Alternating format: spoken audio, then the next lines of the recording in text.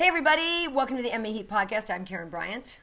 What's up, guys? Alan Brahma Jouban here. See, I'm mixing it up for you. I'm giving you a little something now, a little nickname in there. Nice. And you trying to change it up. No, it's a good nickname, and it's funny because actually I was thinking about it. I was like, how do we here at MMA Heat not have Brahma t-shirts? Like, what's up with that?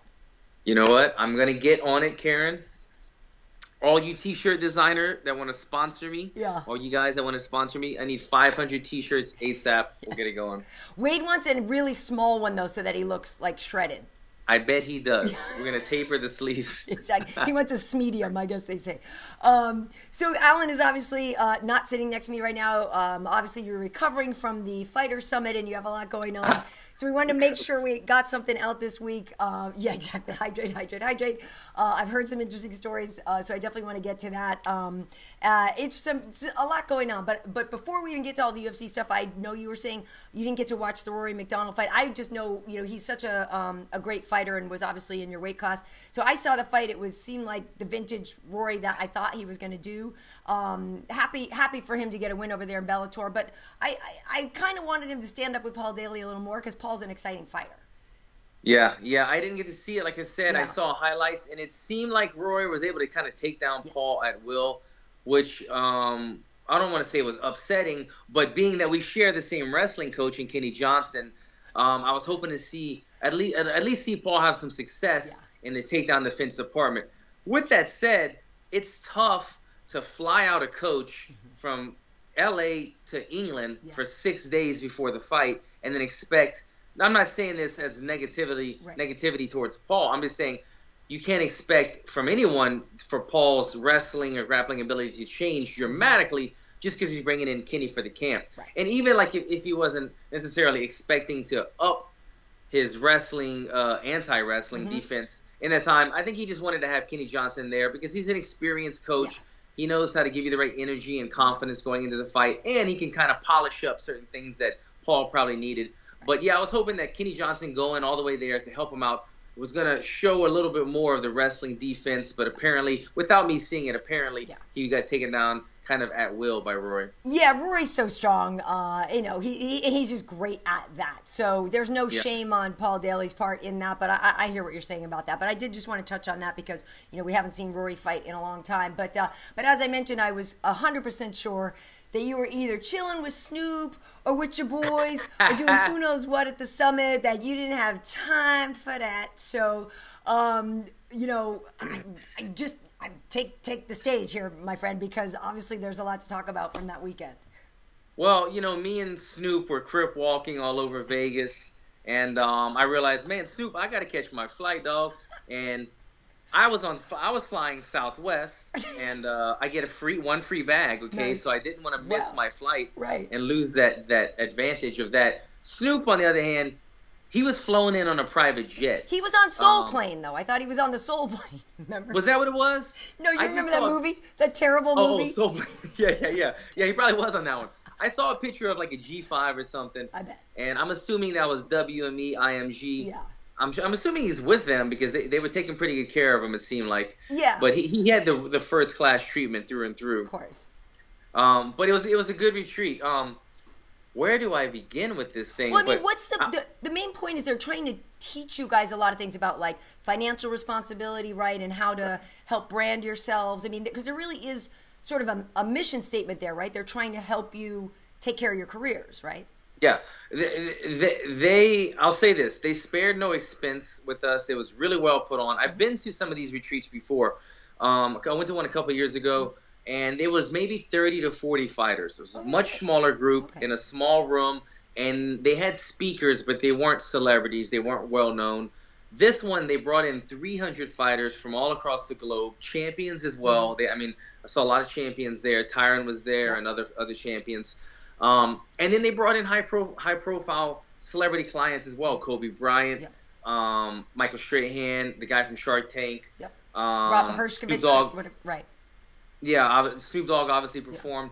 They had a carnival set up for us one day. We had dinner. They had like roller coaster rides and carnival games. They had like go-go dancers. I mean, it was madness. It was fun.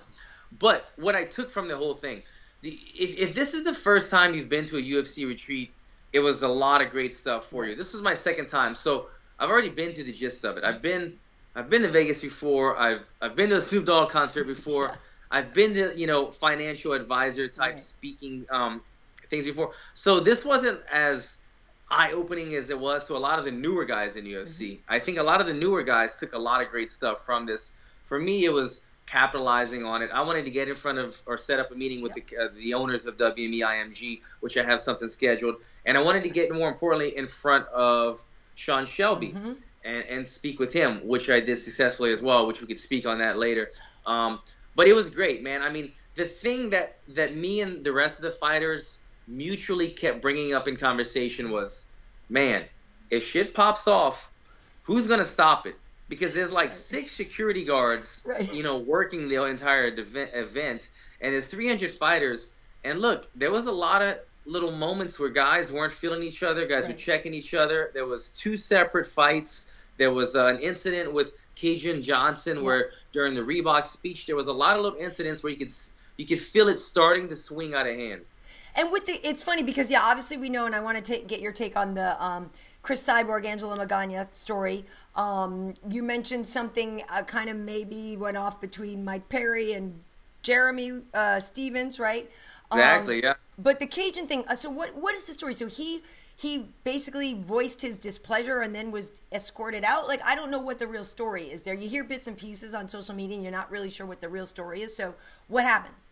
Yeah, so during some of the speeches, I think it was the second day there on Saturday, we had our sponsors meeting, and we had a mediator, I guess you would call it. She was up there, and we also had the Reebok guy and the Anheuser-Busch guy. Right. The Anheuser-Busch guy, by the way, showed up drunk. That's what I heard, and then he was like saying everybody should just be like Conor. Yeah, I guess I'm going backwards on this one, but I'll touch on the Anheuser-Busch first guy first. I didn't know if he was literally drunk, but he was slurring his words, and it was 10 in the morning, and he had a beer in his hand. Either way, it was like disrespectful to the fighters. No fighter took it the right way. No guy was laughing like, oh, this guy's cool. Everybody was saying, man, it's 10 in the morning. You're showing up for this. You're slurring your words, and you're drinking a beer. Well, we're supposed to be in class on time and taking notes and stuff, and he's kind of making a joke of it. But what was he saying to be disrespectful? Was he saying like, "Hey, I would sponsor you over there because you're a good fighter, but you just lost some"? It was basically that. He was pretty much saying that at Anheuser-Busch, we only want to be associated with winners, and so right away everybody was like, "Okay, yeah, like I mean, we want to win. We all want to win, right? This is the fight game. It's tough." And he goes, "We want to be associated with winners, okay?" Guys like Conor McGregor, and right away you could hear the boos, and it wasn't really Conor's fault that this guy was name dropping him. But if you're gonna say you have to be Conor McGregor, then right away you're gonna start getting people that are against it. And then he messed up because he started saying we only want to be associated with winners, not losers. We don't want the guy that's knocked out on the canvas. We want the guy with his hand raised. Be that guy. Be Conor McGregor. And so it really. I don't think he had an understanding of the fight game. He doesn't understand that we're struggling to pay our bills. Yep. We're going through these camps where we're emotional roller coasters. Right. You lose a fight, you don't just not get the job interview, which is tough. You're knocked out, you're beat up, you're embarrassed. You see grown men crying.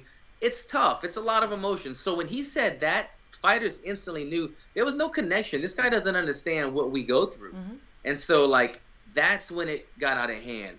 And it was really that, I think, that set it off. Right. So when they started interviewing the Reebok guy, that's when Kajan Johnson stood up and kind of geared his emotions towards the Reebok guy and the money. But I think it was kind of triggered by the Anheuser-Busch guy, to be honest. Yeah, well, and the thing is, too, is, if somebody is like the Anheuser-Busch guy, if he's used to talking to, like football players, well, guess what? You get to play again next week.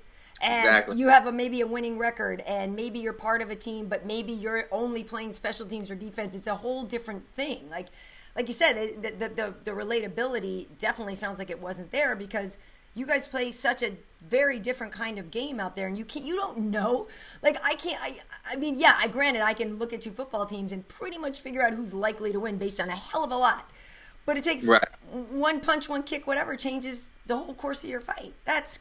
That's too bad. That's a great point. Every year the team can draft and trade and this and that. And this year they have a strong team. This is going to be a winning team. Let's sponsor this team. Right.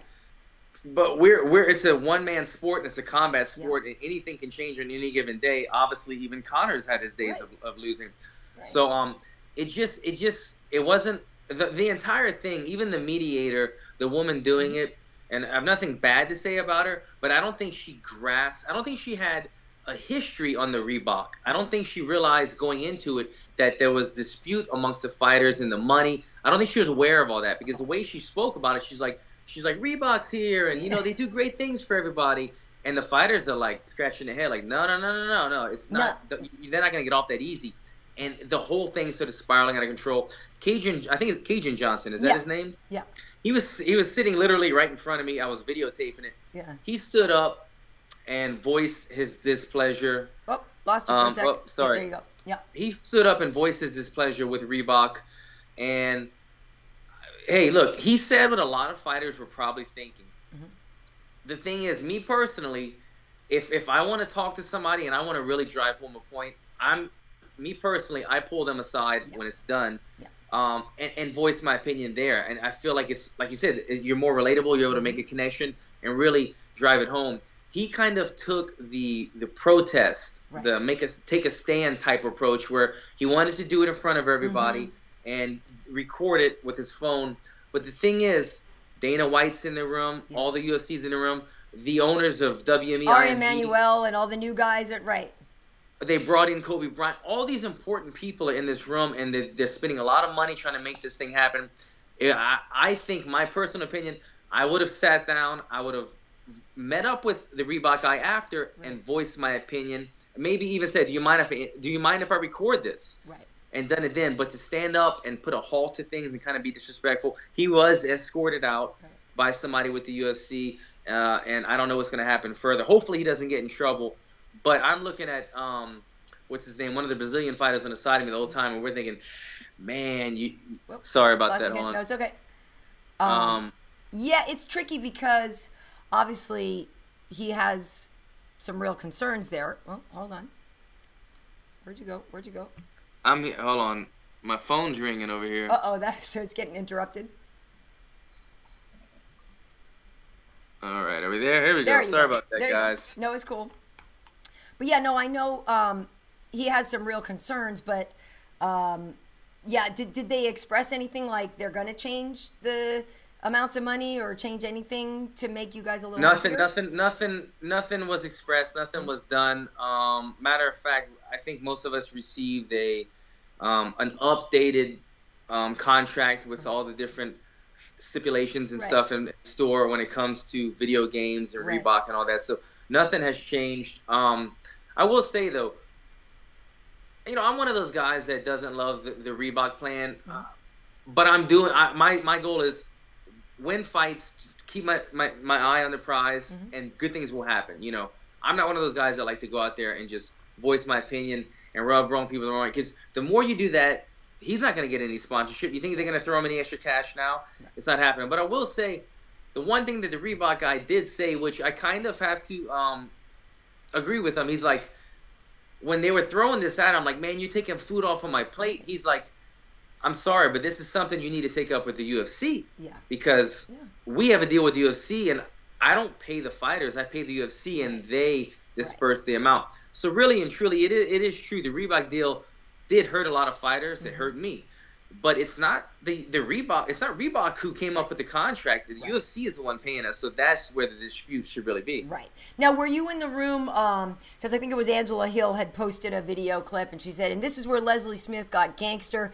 And Leslie asked in the Kobe thing, asked about fighters union and players unions and stuff like that. So were you there for that? Absolutely, and I knew exactly what was going on, because Leslie she's always been vocal about it. Yeah, she's really been outspoken and has no fear of, whatever reprisals might come her way. She's been very vocal. Absolutely, you said it. Yeah. She's the most vocal female, if not one of the most vocal people. There's a union. I forgot the name of it. Was it the PFP? There's a couple different ones. Remember, they kind of started. Yeah. And but there's one that I'm part of a feed on that they included me in. Right. And every time I look at it, Leslie Smith she's typing away, man. Yeah. She's on it. So she was genius. She went to the thing and she said, you know what? I'm going to direct this question right here at Kobe Bryant.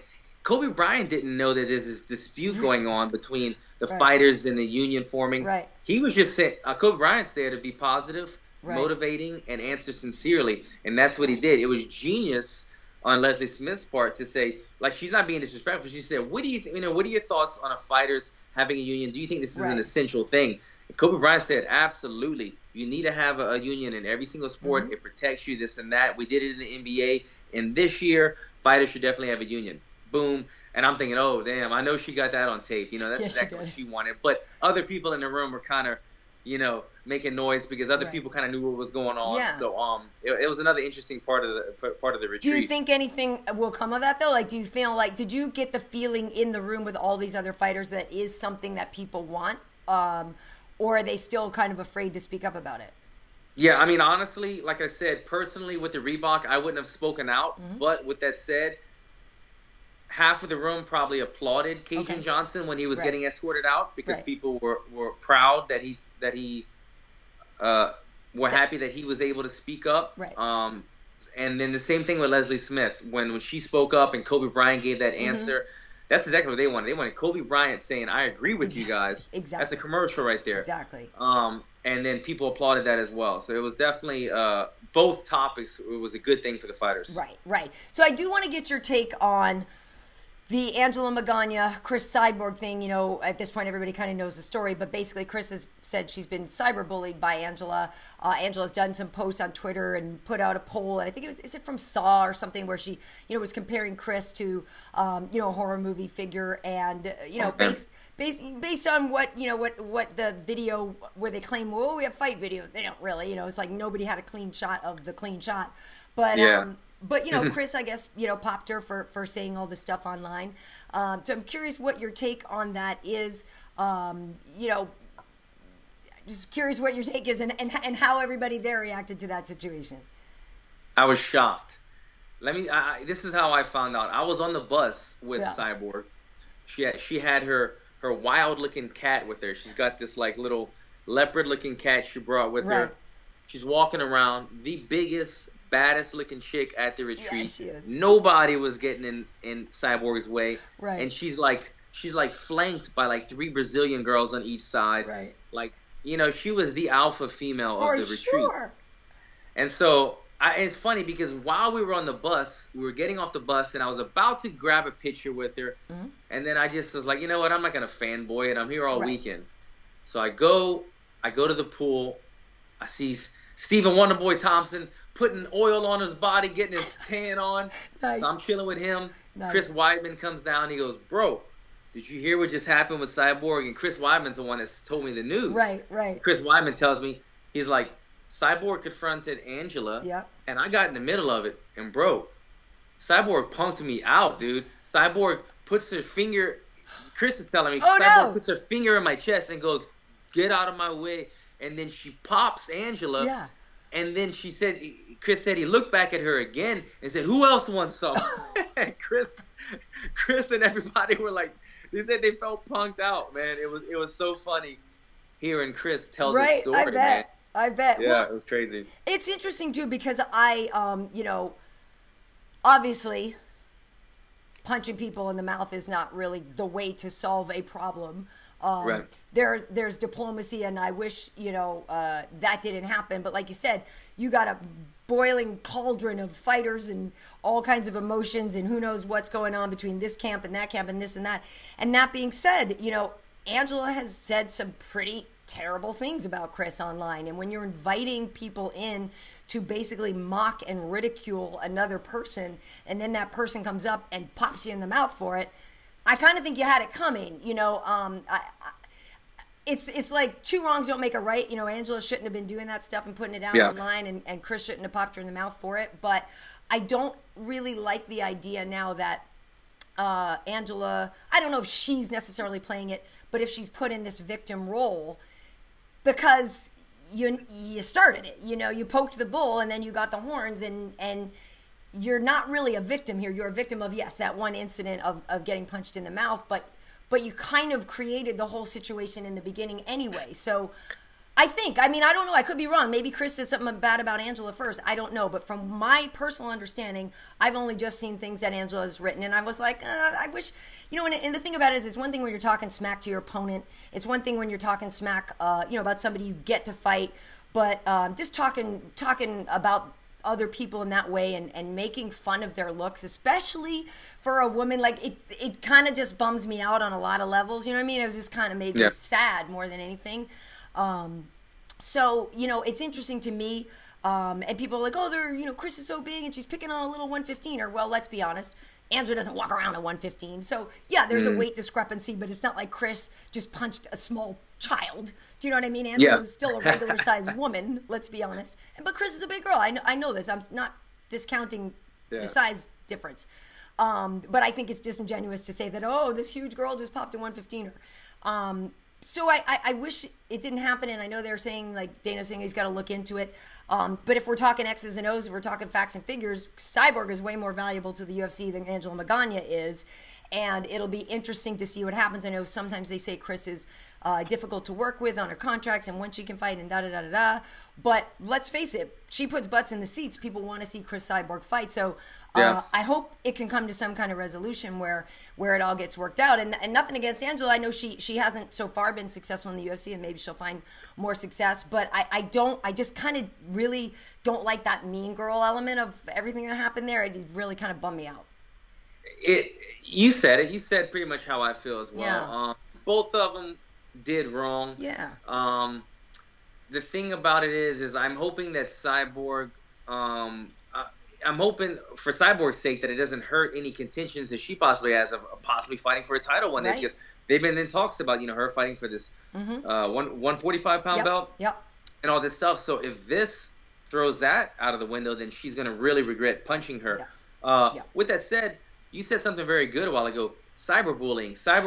I've done some anti-bullying seminars with my friends, and cyberbullying, which I didn't even know, is just as relevant as like physically bullying. Yes. It's a big thing, especially this day and age of social media. For sure. So the only reason I'm bringing that up is because if Angela does decide to press charges and this does go to court, I would think that, without me knowing anything about the law, but I'm just saying, realistically, Cyborg could argue, I've been bullied for weeks and weeks and weeks and months being cyberbullied, so I punched her back. I did one thing, but, she has a case right there saying that she was bullied and she was defending herself. I think it would, if they did take legal actions, it would lessen her charges because she was getting bullied first. It wasn't out of anywhere. has temporary insanity. You know what I mean? Yeah, this person has... No, but seriously, this person has trashed me for months. Yeah, whatever.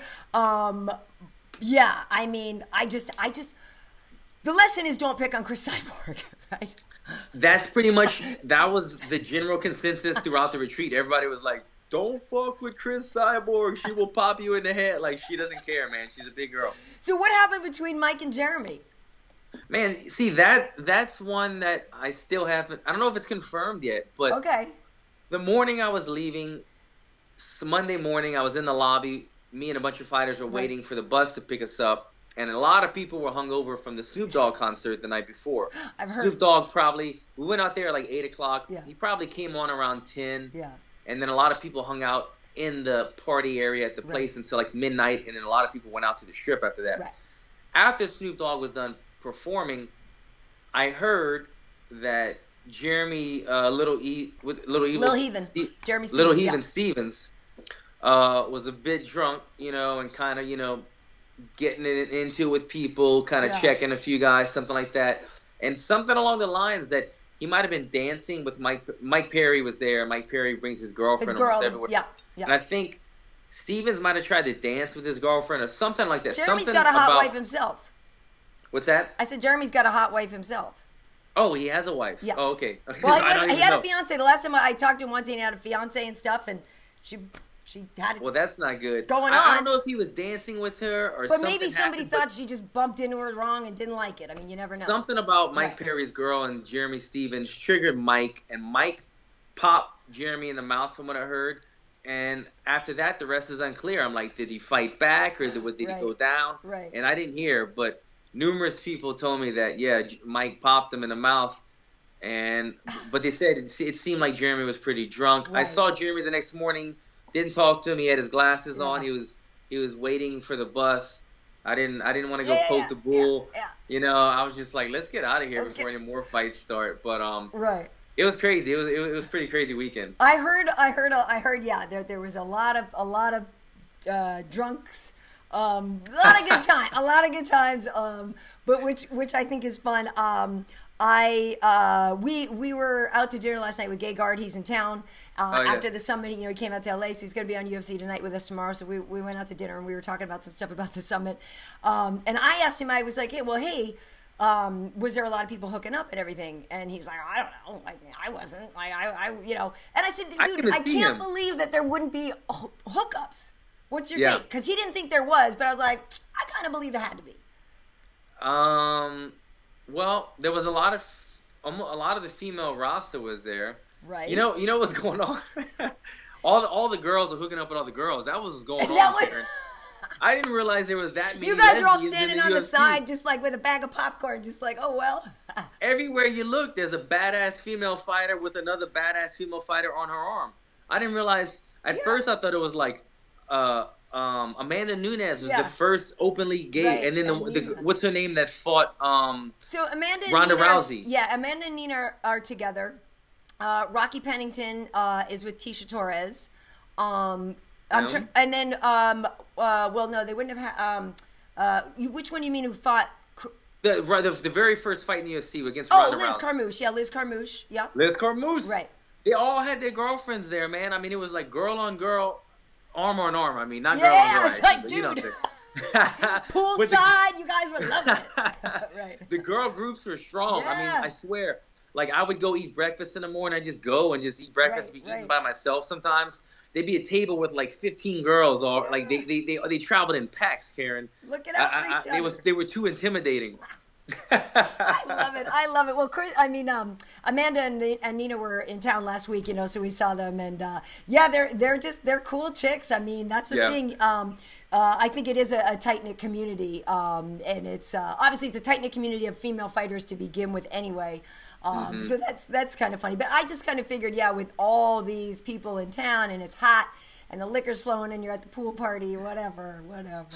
I'm sure there was some stuff, but I'm not expecting you to rat on your friends. I'm not expecting. No, I know. I'm sure there was some stuff going on. I tried to stay involved with everything, right? But with the goal in mind and go home at the right time. Right. There was a lot of people that took advantage of this weekend. There were like guys taking party buses to the strip. There were guys coming in at the 9 o'clock in the morning meeting that were just coming in from the strip. They didn't go to bed. So everybody had different task that weekend. Right. My weekend was to enjoy it, but get A and B done, and I got that done. So. Nice. So that means you're hoping that you'll be able to tell us about a fight at some point soon, hopefully? Right. So I was able to pull Sean aside. I don't have a fight inked up yet, but we did speak about the possibilities, and I texted him Monday when I left about some fights, and we're working on something. So it's good to know. I was able to lock down a new 4-fight contract with the UFC. Nice. So I'm happy about that. That's great. They sent me the contract today, so I'm in it to win it. I got at least another 4 fights to keep climbing my way up the ladder. I'm happy. It's nice to show that they have that, trust and faith in me again to continue, because I was at the end of my contract, and when you don't have them wanting to renew with you right away, it makes you question what's going on here. But speaking to Sean, that was never the case. They're a fan. I don't want to go anywhere else. This is my home. So we renewed the contract. I'm happy. We're just about locking down the opponent. Right. And I told Sean, I'm happy to fight as early as the Oklahoma City card, which is at the end of June. Right. I think that's the one that Michael Chiesa and Kevin Lee, yeah.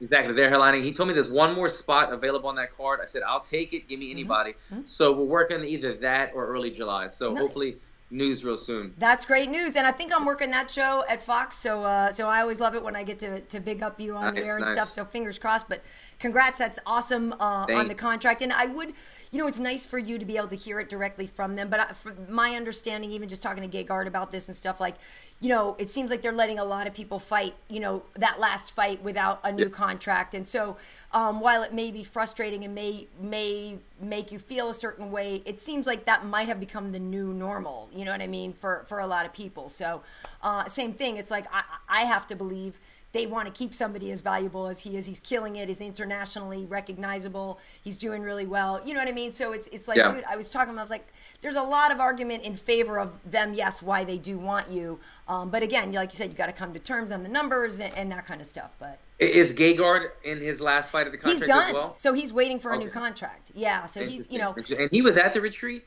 Yes, he was. I don't even remember seeing him, to be honest. Yeah. He was there. If you look at some of his pictures, he was there. He said he had a good time. But I think he said he went to the Billboard thing instead of the Snoop concert or something like that. I mean, it's funny because just talking to him about some of it, he been there, done that for him on a lot of the things. You know what I mean? The guy's got 60 fights or 50 something fights. So, but same thing. He wanted to go. He wanted to have some meetings. He wanted to talk to some people, and still. Yes, be involved. I mean, this is a guy looking for a title fight. So, gotcha. So yeah. So very cool. Well, in the meantime, I finished up my tennis season. I had a twofer this past weekend. I won them both. Boom. Boom. Boom. Boom. But yeah, my team actually went undefeated this season, which is cool. Saturday, I was playing singles both days, and Saturday I had to work a little harder. The scores were closer, but I beat her. We each won a set, and then I beat her in a tiebreak. But on Sunday. I just, I hit it and quit it. It was 6-2, 6-1, like, boom, I got to go. But it's fun. Oh my God. It's really, really fun. I really do enjoy it. So now the problem is I think we get to like playoffs and there's, things like that, but a lot of time they're on Saturdays and Sundays and like I have to work a lot of those. So I hope I get to keep playing and go for it. But yeah, it's been really fun. So I might have to buy myself like a little trophy or a because we don't, I don't get a belt. I don't get anything cool, You're just going to have to win the whole damn thing now, Karyn. Isn't that a movie where you tell someone to win the whole damn thing? Just win the whole damn thing. I don't know, but keep killing it. Yeah, keep killing it. I love it. I'm actually, all kidding aside, I was actually pretty proud of myself. I did a thing today at Women of Fox, Fox Sports thing, and I was talking, and yeah, it actually is kind of cool when you, I've only been playing for a couple of years. If you just later in life, like any time in your life, if you just decide to do something new, it's actually pretty cool. I really like that challenge of like teaching, you know what I mean? Just doing something new. And I've been able to see my progress, which is cool. Like, when you're getting better, like, there's a kick you can throw now that you couldn't throw a year ago or something like that. You know what I mean? And so I feel like it's really cool to kind of still have these little other milestones, even though, it's not my varsity baseball team anymore. Adding elements to your game. I like it. Yep. So this week we have UFC tonight. Bisbing is in, and he'll be in, I guess, now for the rest of the time. He's doing Tough Talk with me, and Kenny is there as well. And like I said, Gegard's on with us for Tough Talk. And then I'm going away. Are you going away for the weekend? It's Memorial Day weekend. What are you doing? I don't know what the hell I'm doing. I'm not going anywhere other than my phone about to die. Yeah, there you go. Yeah. No, yeah, I was going last weekend in Vegas. Right. I just want to stay home this weekend, man. Nice. Chilling. Very nice. And real quick, I'm saying Gus over Glover. But Glover is a great counterpuncher, and Glover has that ability to knock somebody out. But I feel like Gus is going to be faster, and he's going to be able to keep range. And Gus is good with takedowns. I know sometimes he's got some back issues, but he's actually quite successful at takedowns. Glover can too. But I'm going Gus at home in Sweden over Glover. Tough fight, but I'm going to have to agree with you, Karyn. Gus has faced the stiffer competition and done very well against John Jones, Daniel Cormier, people like that. I'm going to have to vote in favor of Gus as well. He's got too much experience, too long. I think he uses his footwork, and his wrestling has gotten much more better as well, but his footwork and his range so well, I think he's going to have that advantage over him. Yep. Awesome. All right, well, Alan, since you have a 4-fight deal, fight fans want to know how to reach you on social media, so how can they? Check me out, Alan Jouban, at Alan Jouban, and if you guys want to see a breakdown, a tutorial of the OSP Von Flue show, check out my Instagram. I gave you guys the breakdown you've been needing. If you're wondering how to do a Von Flue and how to escape it, I'll show you how to escape it. It's on my Instagram somewhere or Facebook or something. I saw it, and it's actually with OSP. It's great. Yeah, OSP is doing it. Yeah, it's really I let OSP. him film me. Yeah, no, it's good stuff. I saw that. That was great. All right, cool. So on Twitter, I'm at Karyn Bryant. Facebook and all that on YouTube. I have the Karyn Bryant channel. Obviously, look at MMA Heat as well. MMAHeat.com. Evie and she's been away doing so much stuff for her Brazilian outlets. Like, I haven't been able to do a Trocasao in a couple weeks because she has been like, literally, she's over at ATT, then she's at the fight, and then she went out to Hawaii to catch up with, Max Holloway and all that, and BJ. So she's doing some great stuff. So I will be doing a Trocasao with her to catch up. And that also reminds me that Max Holloway is going to be in LA on Thursday. So MMA Heat will have that coverage of Maxie Baby as well. So cool. Well, awesome. Nice. Alan, enjoy your weekend, and I'm recovery. Remember, keep drinking your water. I got it. I will do so. Awesome. And when you can tell everybody about the fight, I think I know where you're going to drop that news. MMA Heat, baby, right here. Awesome. See you next time. Peace, guys. Take care.